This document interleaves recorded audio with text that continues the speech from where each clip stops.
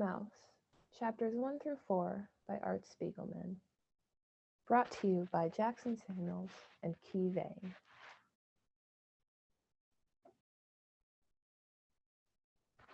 Our argument.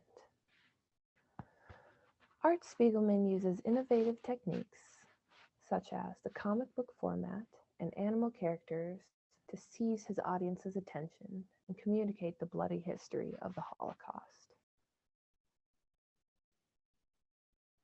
The format. The format of this history is easily readable by most audiences due to its comic book design.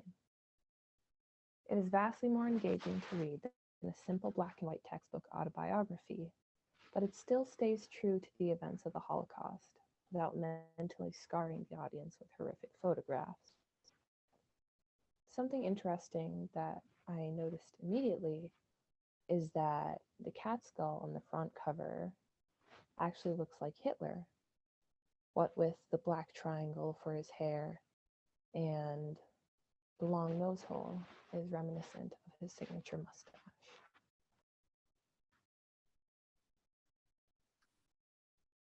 Animal characters versus human characters. Spiegelman's use of anthropomorphic characters is meant to create that divide between his own caricatures and his father's personal anecdotes. It is difficult to depict characters and the places Spiegelman's father recalls, so imagination is required to fill those gaps. Animal characters versus human characters, part 2. On page 19, it introduces Spiegelman's family, specifically his mother's side.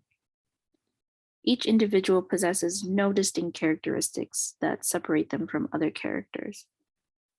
As we can see on page 19, we're introduced to his family, but if we were to see them in another panel, we wouldn't quite be able to recognize them unless they were addressed themselves. This lack of accurate representation is due in part by the insufficient information to illustrate these people and places. Art Spiegelman cannot completely capture, or rather capture at all, what these people in his father's story and life looked like. So by using animal characters, he's able to remove that obstacle and efficiently keep the story's fluidity moving along.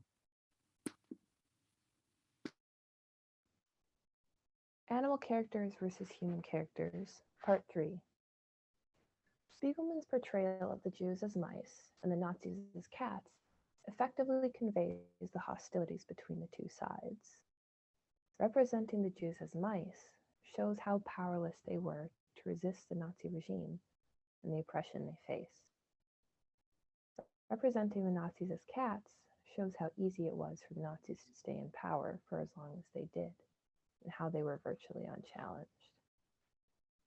In the panel to the left, you can see how small the mice are in comparison to the cats, and that just shows the power dynamic between the two. Portraying the Nazis as cats, the predators, and the Jews as mice, their natural prey, compels the audience to understand the fear and hatred the persecuted must have felt for their persecutors.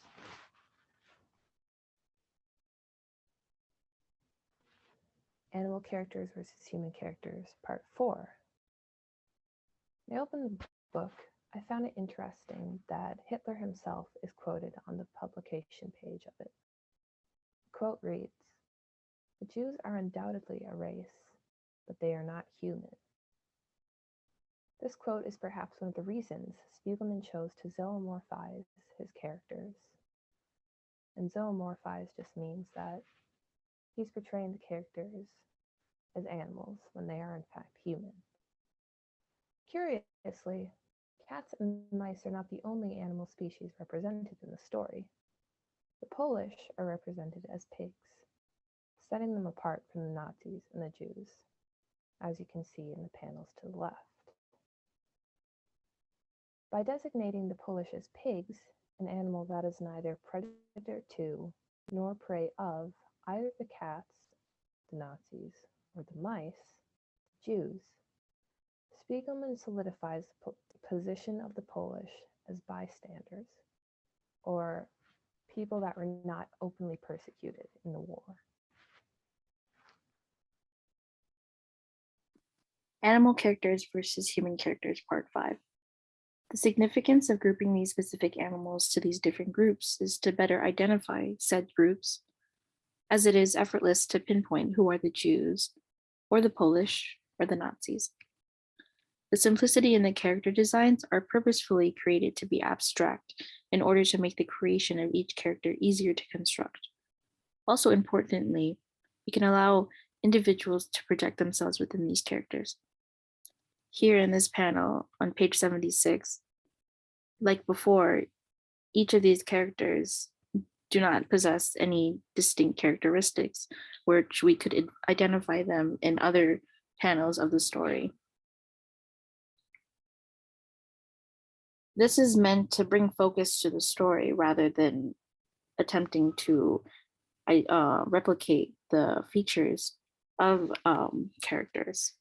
Undeniably, readers can admire the artistic style Spiegelman provides, but it requires us to pay attention to what is being said. Allowing more time to develop the story instead of getting their features just right. Since the story weighs heavily on Art Spiegelman, it's imperative his father's tale stays true to his words.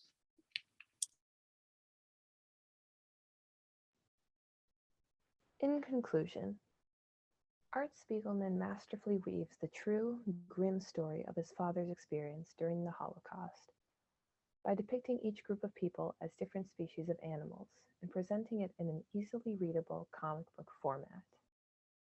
Spiegelman utilizes the common antagonistic relationship of cat and mouse to allude to the emotional and societal positions and relationships between the Nazis and the Jews. And here are our works cited.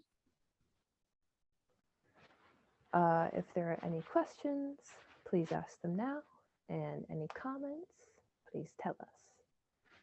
Thank you for listening.